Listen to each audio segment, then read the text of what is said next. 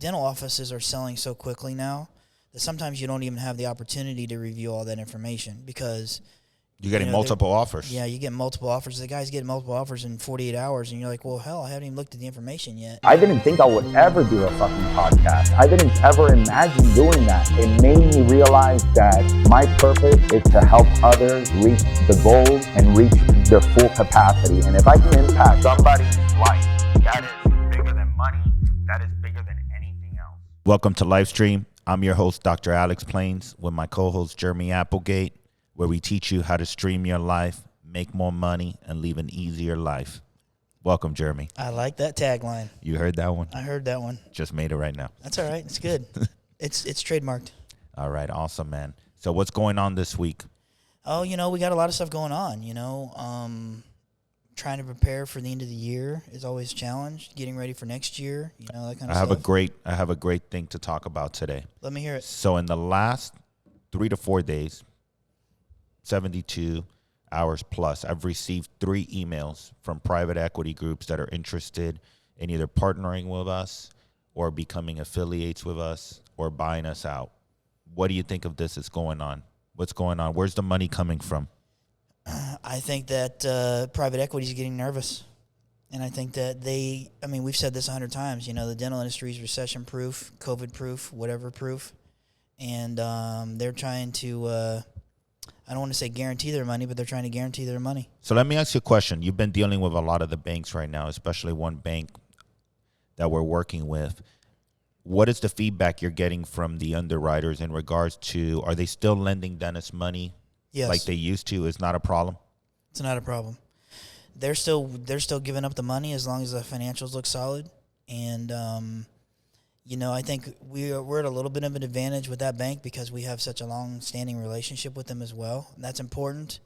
You guys have to build relationships. If you build relationships, you get that stability. I love how you said that. So some people advise to have different, banks to work with.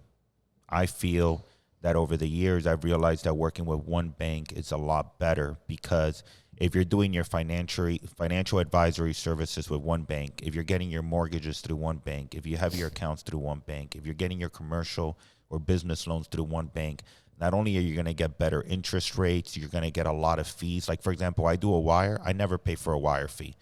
It's not a lot of money, but $40 to $80 adds up. Yeah. So plus you have a team right behind you. We have an amazing team that we work with, Maria and Jeremy. We make one call and immediately they handle any problem that we have immediately. You work with Doug and Bob. So we have such a good, it's basically like they're part of our team and they do give us a hard time. Don't mistake it. But just Bob. But at the end of the day, he has our best interest and he's going to push whatever needs to be pushed in order to get us to the finish line. Well, he just did it this week. So, Yep. So thank you, Bob. Thank I you, Bob. appreciate you. We appreciate you. We'll send you this podcast. But yeah, it's interesting that you say that because it's relevant. And I think that leads into, what the acquisition market's looking like at this point. What is it looking like at the end of this year?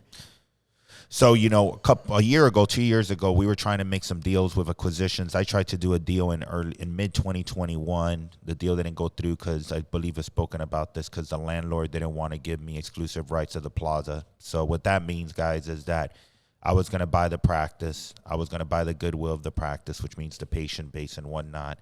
And then they were going to allow another dentist to come in there if I didn't have exclusive rights. So, I spent $20,000 to $30,000 in legal fees, 6 months negotiating the deal, and the deal never happened. So deals like that will happen, and that's one of the downfalls with doing an acquisition.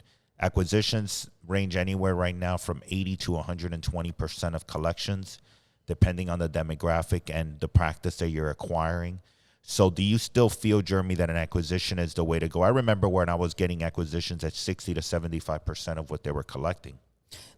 It's difficult because I'll go back to a deal that we tried to do in 2021 as well, where, we offered the guy $2 million for his practice.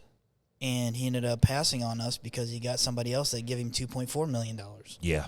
And we were paying, I think we paid we were offering 100% of his collections too. That's right. No, 105%. And it's insane to me that, somebody's going to come in and outbid that. I mean, it's going to turn into a situation where it's going to be really hard to turn that practice into profitability when you build that in. But again, I guess they're going back to, listen, this loan is going to be a minimum of 10 years. It probably is a 10-year or 20-year loan. So, if they overpay for the practice, hopefully they grow it. Hopefully they grow it enough. What recommendation, and I love how you say that, when we talk about the profits that come or the EBITDA that comes of a practice that's existing, yes, it's tremendous. Immediately you start cash flowing. Yep. The only issue is that you're paying top dollar for it. Your payments are going to be a lot higher for the loan. Yep. And one more recommendation I have, which is extremely important, is make sure that you look at all the reports.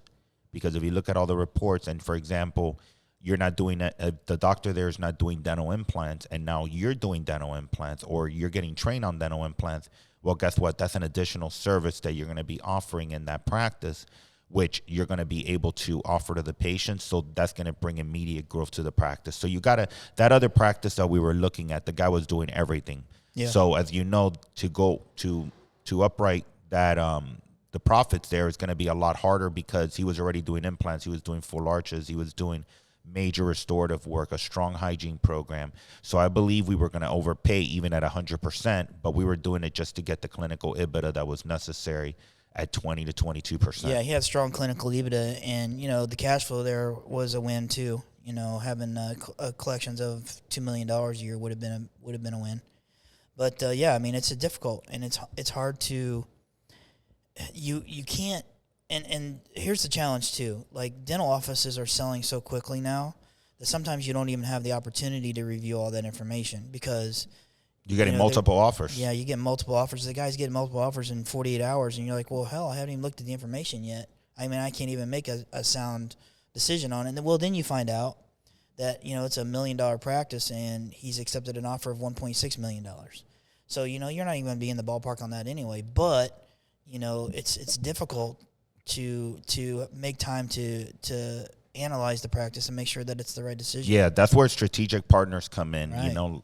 These corporations, they go in, they say, we're going to give you 7 to 10%, 7 to 10x off your practice, and there's going to be an earn-out period. Most dentists don't know what an earn-out period is, so they go home, they tell their wives, hey, we're going to be making X amount of dollars, but they don't understand that it's based on contingencies that they got to do over time. So that number is really not an accurate number. Then they start reviewing your profit and losses, your taxes, and they're like, oh, we didn't realize that you were paying this or that you owed this, so now you do this. Or your production fell 5%, so it's not really 7x anymore. Now we're at 5x. And the majority of the time, you're ending that deal at 3 to 5x once it's all said and done. So you just got to be very careful on who you pick as a strategic partner. Sometimes that's why if I were to sell a practice, I would like to sell it directly based on collections just to a straight buyer and let them, and it's a lot more transparent, a lot more clean, and a lot faster you get funded. Yeah, and with respect to selling directly based on collections, the P&Ls are not as important, and they can build in their own expenses. They don't have to necessarily take our expenses because we do stuff differently. We're willing to spend 10% in marketing as opposed to other dental offices that are at 3%, 4%. So, there's variables there that would make sense to turn around and sell out office on collections, for sure.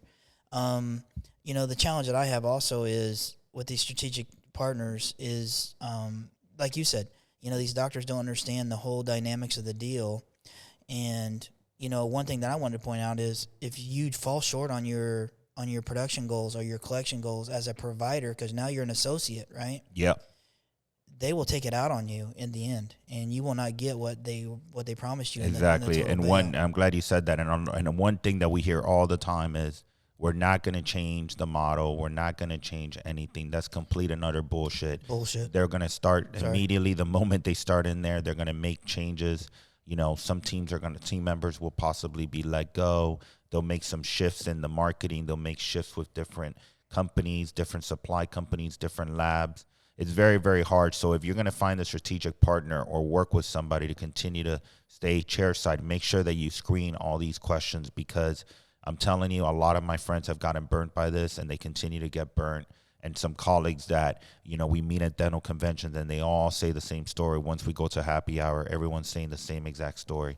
They made promises they were not going to change anything. First thing they did was start changes. Listen, everybody wants to sell, okay? Even the strategic partners, right? They want to sell at some point. They want to do some big capital event. The only way they can do that big capital event is if their operations and their systems and their protocols are all the same. Some PE coming in and is not going to give them a ton of money when they have, 50 offices inside their umbrella and they all do it 50 different ways. Yep. They're just not going to do that, period.